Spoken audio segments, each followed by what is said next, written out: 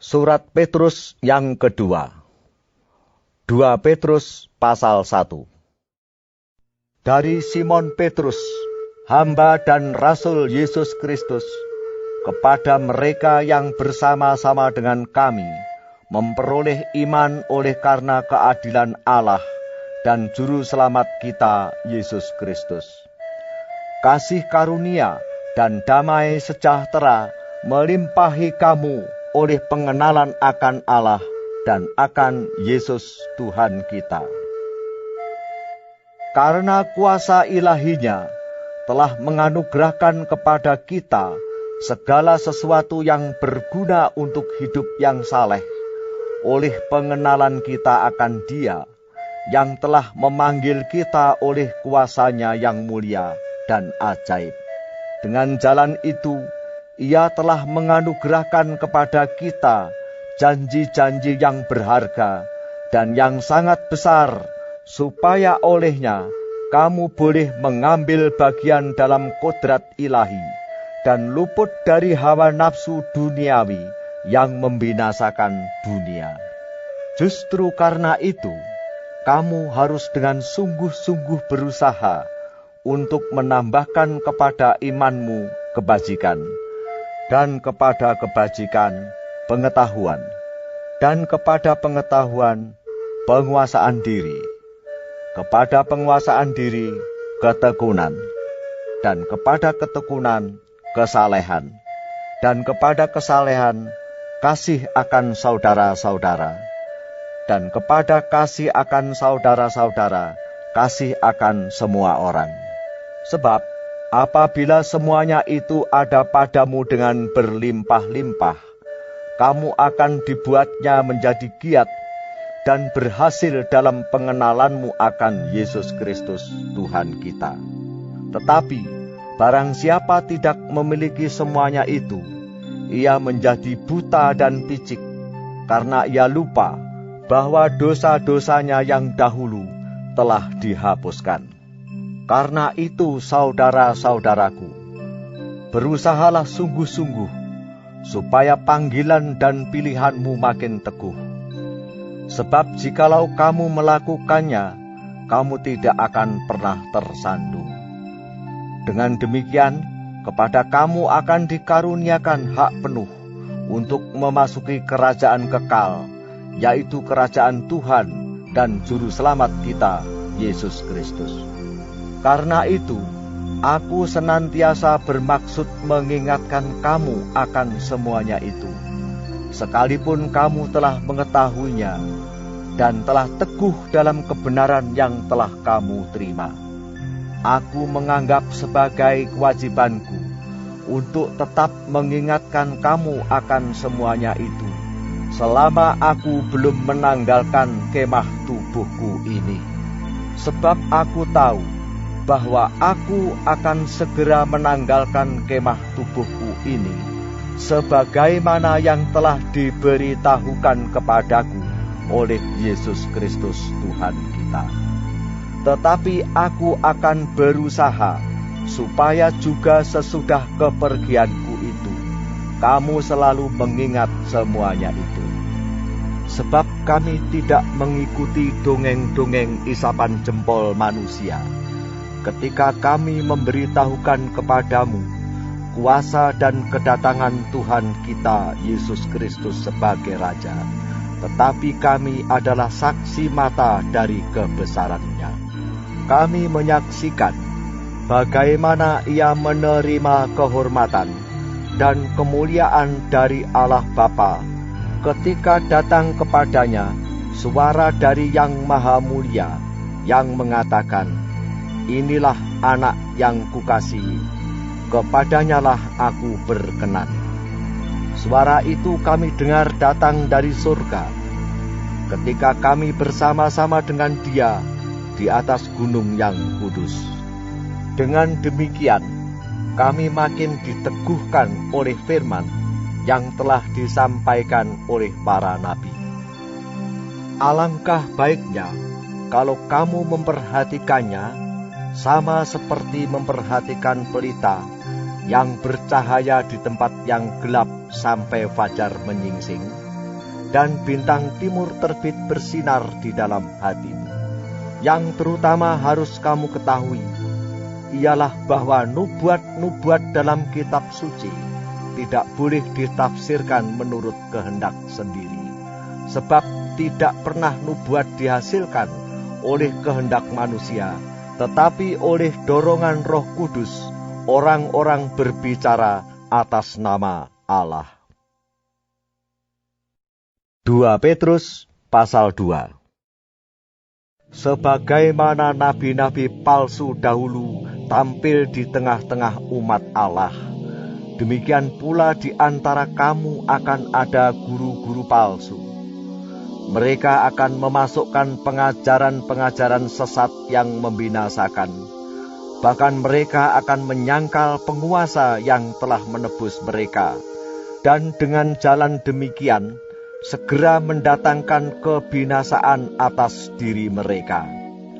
Banyak orang akan mengikuti cara hidup mereka yang dikuasai hawa nafsu, dan karena mereka jalan kebenaran akan dihujat. Dan karena serakahnya, guru-guru palsu itu akan berusaha mencari untung dari kamu dengan cerita-cerita isapan jempol mereka. Tetapi untuk perbuatan mereka itu, hukuman telah lama tersedia dan kebinasaan tidak akan tertunda. Sebab, jikalau Allah tidak menyayangkan malaikat-malaikat yang berbuat dosa, tetapi melemparkan mereka ke dalam neraka dan dengan demikian menyerahkannya ke dalam gua-gua yang gelap untuk menyimpan mereka sampai hari penghakiman. Dan jikalau Allah tidak menyayangkan dunia purba, tetapi hanya menyelamatkan Nuh, pemberita kebenaran itu dengan 7 orang lain, ketika ia mendatangkan air bah atas dunia orang-orang yang fasik. Dan jikalau Allah membinasakan kota Sodom dan Gomora dengan api, dan dengan demikian memusnahkannya dan menjadikannya suatu peringatan untuk mereka yang hidup fasik di masa-masa kemudian, tetapi ia menyelamatkan Lot, orang yang benar, yang terus-menerus menderita oleh cara hidup orang-orang yang tak mengenal hukum, dan yang hanya mengikuti hawa nafsu mereka saja. Sebab orang benar ini tinggal di tengah-tengah mereka, dan setiap hari melihat dan mendengar perbuatan-perbuatan mereka yang jahat itu, sehingga jiwanya yang benar itu tersiksa. Maka nyata bahwa Tuhan tahu menyelamatkan orang-orang saleh dari pencobaan, dan tahu menyimpan orang-orang jahat untuk disiksa pada hari penghakiman. Terutama mereka yang menuruti hawa nafsunya karena ingin mencemarkan diri dan yang menghina pemerintahan Allah. Mereka begitu berani dan angkuh, sehingga tidak segan-segan menghujat kemuliaan. Padahal malaikat-malaikat sendiri, yang sekalipun lebih kuat dan lebih berkuasa daripada mereka, tidak memakai kata-kata hujat. Kalau malaikat-malaikat menuntut hukuman atas mereka di hadapan Allah, tetapi mereka itu sama dengan hewan yang tidak berakal, sama dengan binatang yang hanya dilahirkan untuk ditangkap dan dimusnahkan.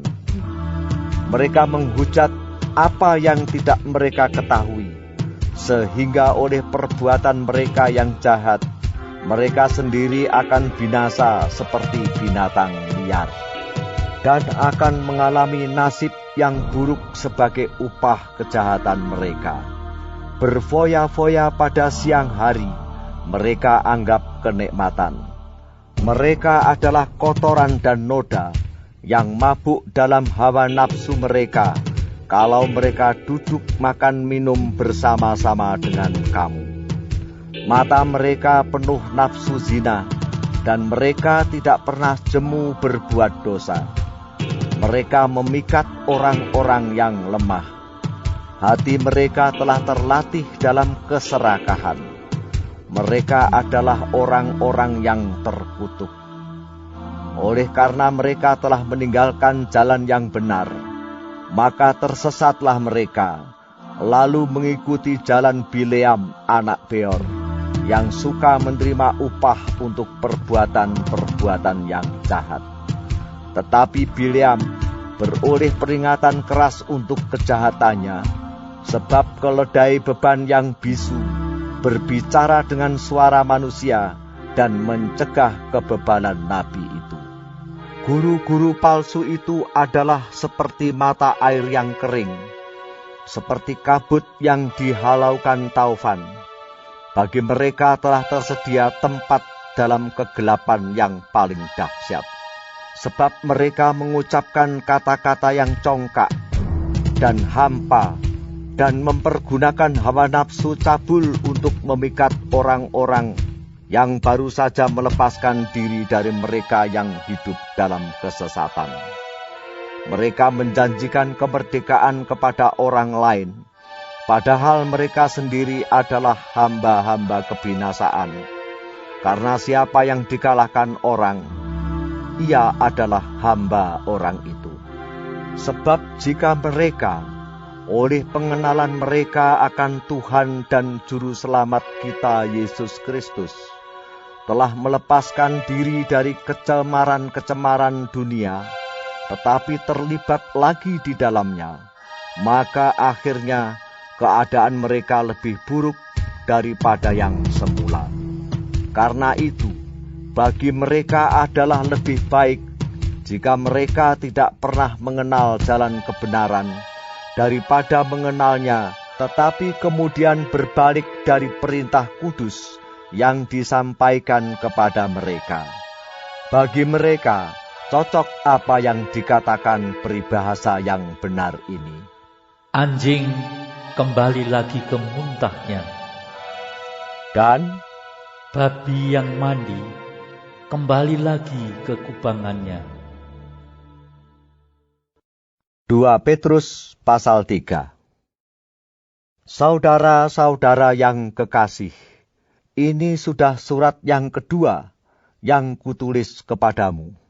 Di dalam kedua surat itu, aku berusaha menghidupkan pengertian yang murni oleh peringatan-peringatan, supaya kamu mengingat akan perkataan yang dahulu telah diucapkan oleh nabi-nabi kudus, dan mengingat akan perintah Tuhan dan Juru Selamat yang telah disampaikan oleh rasul-rasulmu kepadamu.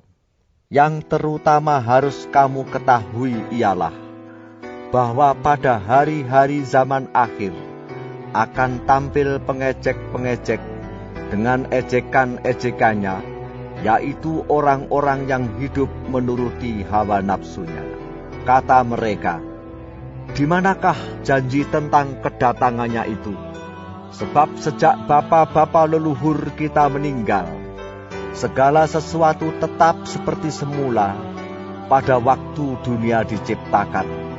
Mereka sengaja tidak mau tahu bahwa oleh firman Allah, langit telah ada sejak dahulu, dan juga bumi yang berasal dari air dan oleh air, dan bahwa oleh air itu, bumi yang dahulu telah binasa, dimusnahkan oleh air bah. Tetapi oleh firman itu juga, langit dan bumi yang sekarang terpelihara dari api, dan disimpan untuk hari penghakiman dan kebinasaan orang-orang fasik. Akan tetapi, saudara-saudaraku yang kekasih, yang satu ini tidak boleh kamu lupakan, yaitu bahwa di hadapan Tuhan, satu hari sama seperti 1000 tahun, dan 1000 tahun sama seperti satu hari. Tuhan tidak lalai menepati janjinya, sekalipun ada orang yang menganggapnya sebagai kelalaian. Tetapi ia sabar terhadap kamu, karena ia menghendaki supaya jangan ada yang binasa, melainkan supaya semua orang berbalik dan bertobat. Tetapi hari Tuhan akan tiba seperti pencuri. Pada hari itu, langit akan lenyap dengan gemuruh yang dahsyat, dan unsur-unsur dunia akan hangus dalam nyala api, dan bumi dan segala yang ada di atasnya akan hilang lenyap. Jadi, jika segala sesuatu ini akan hancur secara demikian, betapa suci dan salehnya kamu harus hidup, yaitu kamu yang menantikan dan mempercepat kedatangan hari Allah. Pada hari itu, langit akan binasa dalam api, dan unsur-unsur dunia akan hancur karena nyalanya. Tetapi sesuai dengan janjinya, kita menantikan langit yang baru dan bumi yang baru, di mana terdapat kebenaran. Sebab itu, saudara-saudaraku yang kekasih, sambil menantikan semuanya ini, kamu harus berusaha supaya kamu kedapatan tak bercacat dan tak bernoda di hadapannya dalam perdamaian dengan Dia. Anggaplah kesabaran Tuhan kita sebagai kesempatan bagimu untuk beroleh selamat, seperti juga Paulus, saudara kita yang kekasih, telah menulis kepadamu menurut hikmat yang dikaruniakan kepadanya. Hal itu dibuatnya dalam semua suratnya, apabila ia berbicara tentang perkara-perkara ini. Dalam surat-suratnya itu, ada hal-hal yang sukar difahami, sehingga orang-orang yang tidak memahaminya dan yang tidak teguh imannya memutarbalikkannya menjadi kebinasaan mereka sendiri, sama seperti yang juga mereka buat dengan tulisan-tulisan yang lain. Tetapi kamu, saudara-saudaraku yang kekasih, kamu telah mengetahui hal ini sebelumnya. Karena itu waspadalah, supaya kamu jangan terseret ke dalam kesesatan orang-orang yang tak mengenal hukum, dan jangan kehilangan peganganmu yang teguh. Tetapi bertumbuhlah dalam kasih karunia, dan dalam pengenalan akan Tuhan dan Juru Selamat kita, Yesus Kristus. Baginya kemuliaan, sekarang dan sampai selama-lamanya.